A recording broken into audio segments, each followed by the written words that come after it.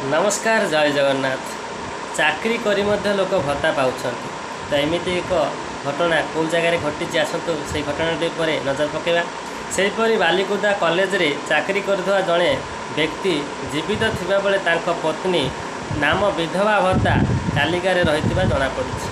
माने से चाकरी करुछन्ति किंतु तांको स्त्रीर विधवार तालिका रे रही से माने भत्ता मध्य पाउछन्ति। तेबे सेही भत्ता नहीं बेले समस्त अजक हिताधिकारी नाम भत्ता तालिका काटा पदक्षेप निया ब्लॉक प्रशासन तरफ सूचना मिली।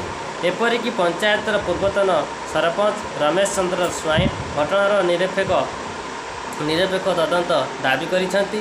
अन्यपटे जाल भिन्नक्षम प्रमाणपत्र प्रस्तुति पछरे कहार हाथ अच्छे तार तदंत कराଯାଉ कार्यानुष्ठान नियाजिबो बोली कहते जिलापाल। एते कही रोचु जय जगन्नाथ। आपण दिन समय यही कामना कर रोचु। जय जगन्नाथ।